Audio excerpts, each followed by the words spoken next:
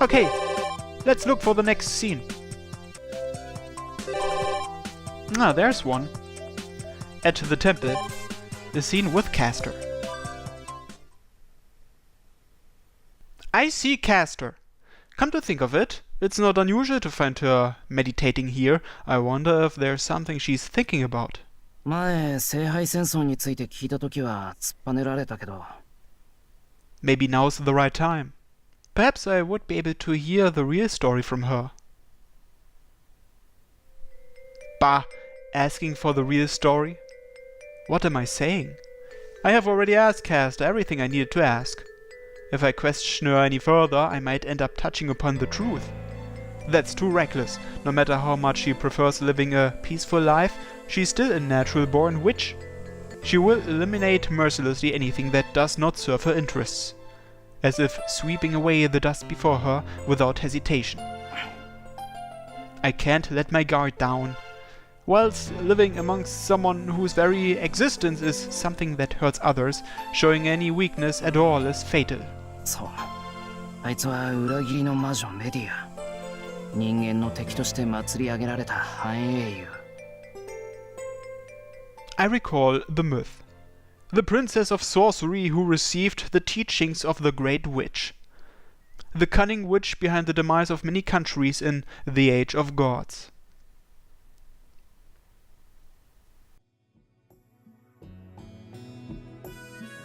Princess Medea, the daughter of Aeetes, the king of Colchis, the edge of the east of the Greek world on the eastern coast of the Black Sea.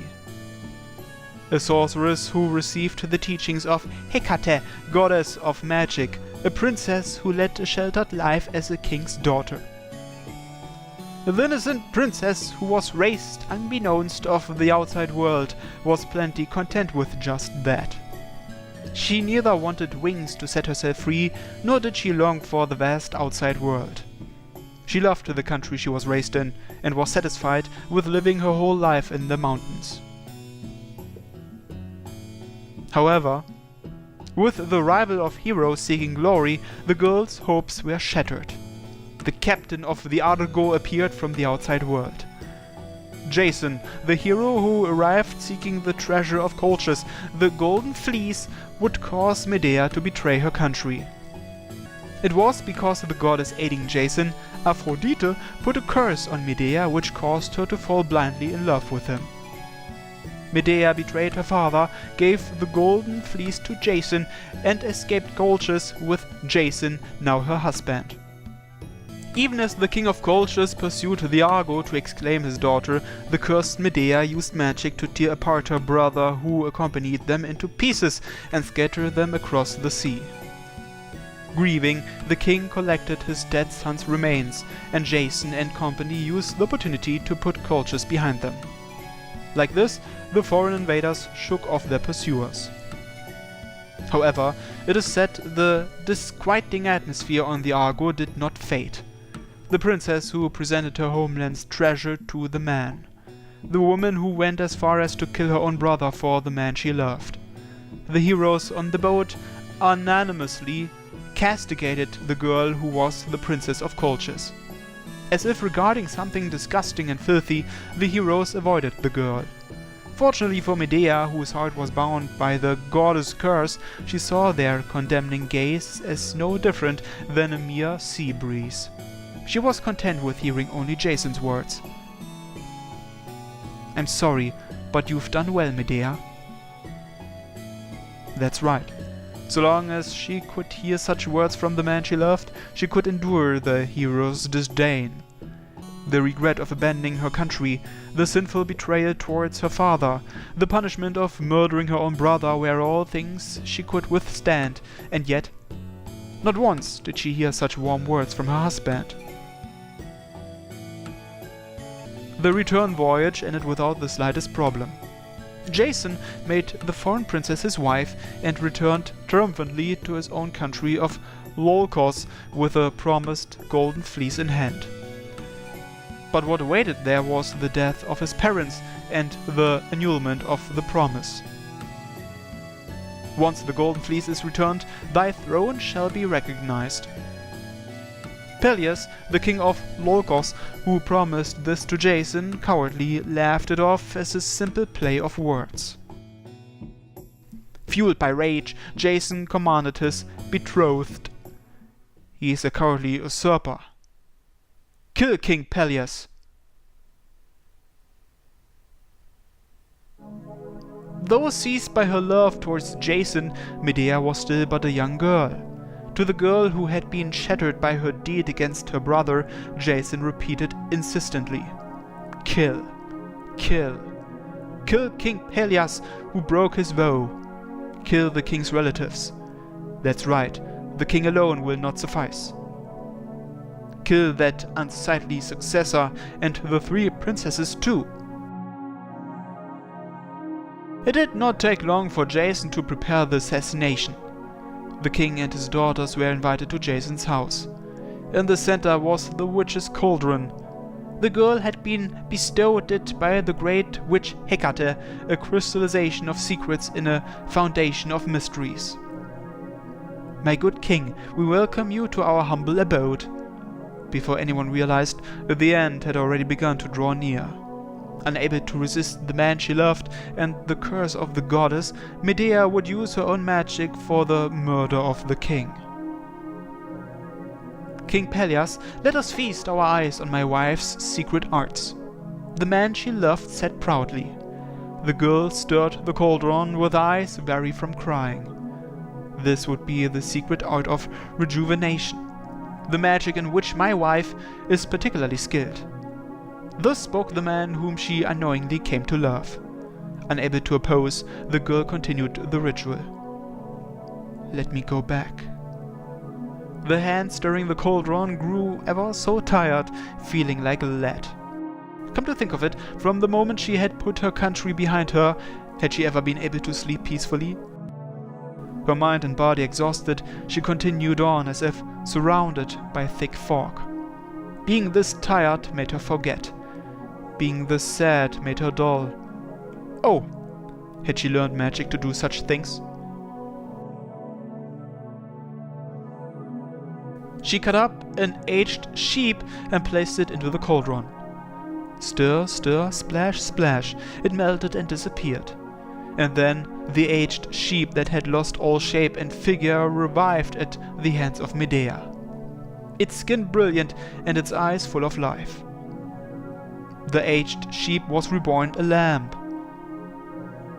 The king, impressed, requested that he be rejuvenated as well. Then the girl spoke, just as instructed by the man she loved. For that purpose, the body must first be cut apart. This art requires that you die once. The king, fearless, ordered the 3 daughters he loved so to perform the dire deed. The 3 princesses cut their father to pieces. The king was thrown into the cauldron, and then... I saw it! Those fiendish daughters carving up their own father! Their father did not revive. The 3 princesses cried and screamed. The man she loved then bound the women. The gods will never forgive the sin of patricide. Daughters of King Pelias, take up your own lives. The 3 daughters cried and shouted. Why has this happened?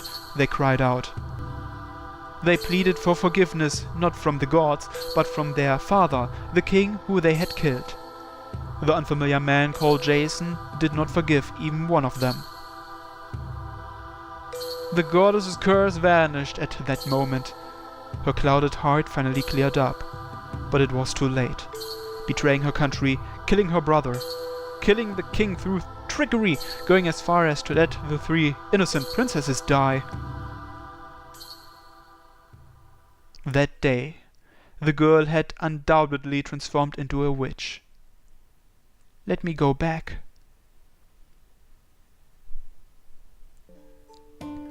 The splendor of Jason's ascent to the throne lasted but an instant. The people learned of the king's murder, and they drove Jason and the foreign witch out of Lolkos. Jason, who had no place to return to, took the witch and roamed Greece, wandering at last to Corinth. The king of Corinth welcomed Jason, and before long proposed matrimony with his daughter Glauce. Marry Glauce and obtain the kinship of Corinth? Or keep the witch as wife and continue to receive the king's protection?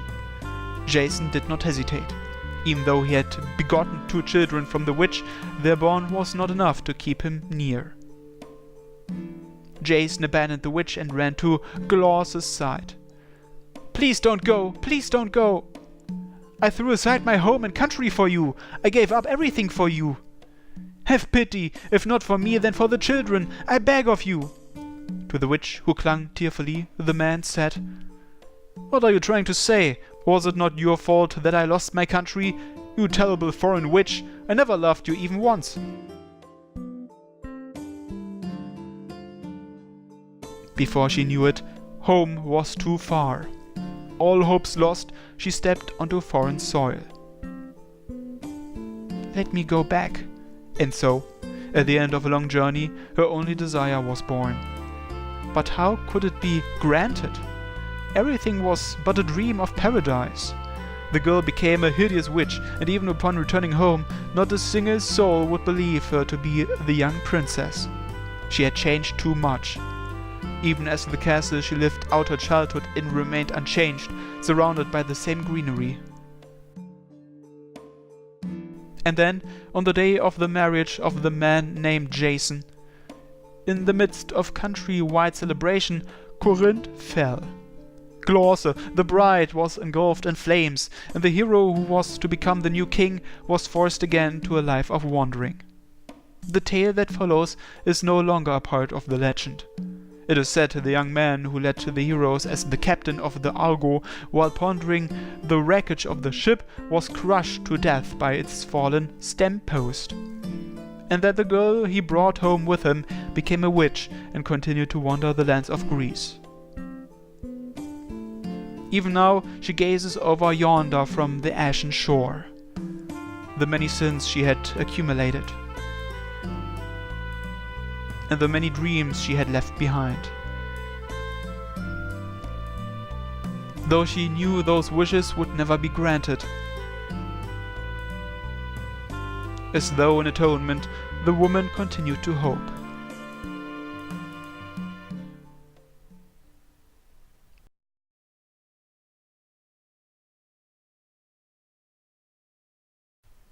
Dizziness overcame me, as if having seen a fragmented dream.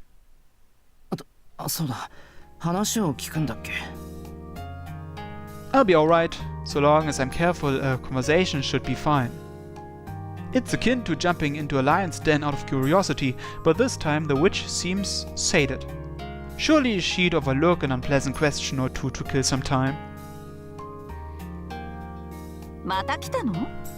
何のつもりか知らないけど、勇敢ね。私が一人でいる時がどんなに危険か分かっているでしょう。 Just as she says herself, being near Castor when there is no one else around is unquestionably dangerous. The real hazard is not the fact that she can use magic without the concern of prying eyes, but the fact that she cannot control her emotions while not under the scrutiny of others. Once Castor snaps, there's no way to stop her. She may act like a calm witch if an outsider were present, but when left alone, her feelings run wild. Well, people do call that being emotionally unstable or delusional. いや、ちょっと気になることがあって。今は機嫌が良さそうだから、今のうちに聞いておこうと思ったんだよ。The atmosphere grows ever so slightly heavier. I guess she's already figured out what it might be about. 何かしら。あまりいい話ではなさそうだけど。ただの質問。長居するのも恐ろしいし、サクッと聞くけどさ。あんたがこの状況を解決する気がないのは分かってる。それに関してはどうこう言う気はない。ただ、一つだけ知りたくなったんだ。あんたほどの魔術師なら、この4日間のことなんて簡単に調べがつく。なら本当の話、あんたは本当のことを知ってるんじゃないのかって。面白いことを言うのね。私が全てのからくりを知っていると？ A broad grin spreads across her face. It's the polar opposite of her smile from before, a smile that carries an unmistakable omen of death.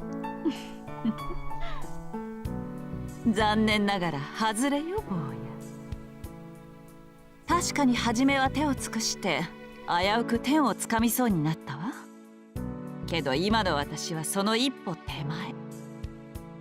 ほら、お遊戯は全てを知れば終わってしまうでしょ。だから解明するのはやめて、その前に手を離したのよ。やめておいたね。そりゃ同じことだろ。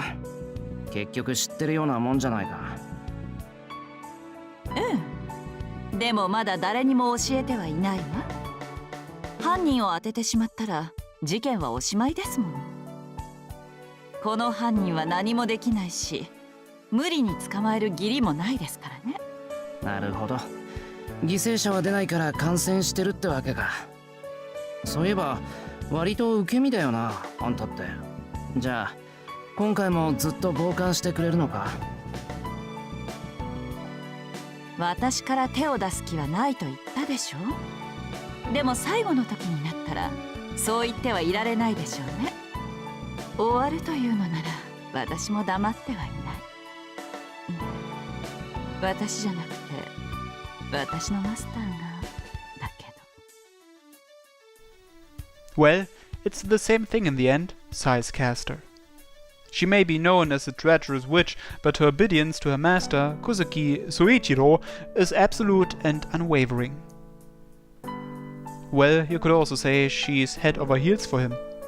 She seems to think she's not been found out yet, but it's a well-known fact to everyone aside from Kuzuki and Castor. The moment Kuzuki Soichiro says, "Assist me," to Castor, she would obey regardless of what it was. あんたとしては続けたいけど、久月先生が解決すると言ったら手伝うってこと？そうよ。犯人の邪魔はしないけど協力もしない。いえ、できないのよ。終わる終わらないは私ではどうにもならないことですからね。わかる？だからあなたは目障りなの。続けたいって言うなら飽きるまで続けさせればいいのに、自分から邪魔しようとしているんだもの。ほんと、何度あなたを殺してやろうと思ったか。一応聞いておくけど、今の冗談？あら、私が冗談を口にできる女かどうかあなたは知ってるんじゃなくて？ My back freezes twice over. I knew it wasn't a good idea to stay here for long. あんたはとことん傍観者だってことは分かったよ。この話はこれっきりにしたいところだけど、どうして殺さなかったんだ？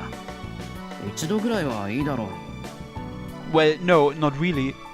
Since it's Castor we are talking about, you'd think she'd lose it and skewer me at least once already. どうしても何も。マスターが一度もそれを望まなかったからに決まっているでしょ。She declares flatly. I smile at her graciousness. そうか。そうだったな。最後にもう一つ聞いとくわ。仮に久月総一郎がこの異常に気づいたらどうすると思う？解決しようとするかな？それともこのまま放っておこうとするかな？なあ、本当の話、あんたらはどうなんだろう？ For an instant, the air is completely frozen. I could have died 4 times within 3 seconds. Castor restraining the magical energy that could kill me with just a glance. 解決するわ。総一郎の善悪は坊やとは違うけど、あの人は自分が間違っていると感じたことは正す人だから。Her answer has a shadow of sadness in it. そっか。あんたのマスターは俺に似てるんだな。I say that to myself in reverence as I let out the melancholy that had built up in my chest. 違うわね。あなたが総一郎に似ているのよ。Her reply echoes with pride. ああ、じゃあこの辺で。つまんない話をして悪かった。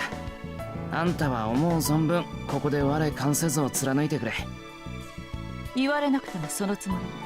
けどそうね。一人で頑張っているあなたに敬意を表して、全てが終わる時が来たら見送りぐらいはしてあげるわ。I'm dumbfounded. Her words leave me speechless. 何ですかその顔は。私の言っていることがわからない？私は最後の時になったら。分かってる。手伝ってやるって言ったんだよな。お世辞抜きで頼りにするよ。あんたたちに手伝ってもらえるのはもしかしたら一番の励みになるかもしれない。I leave Castor's garden. She fixes her robe and sees me off. What an unpleasant subject, even though she was in such a good mood. There was just one moment where she looked like her past ominous self. 本当の話、あんたらはどうなんだろう。 The boy who said that is already leaving. The witch conceals her body with a black robe and, rather than disappearing, stands completely still. Someone who is like someone.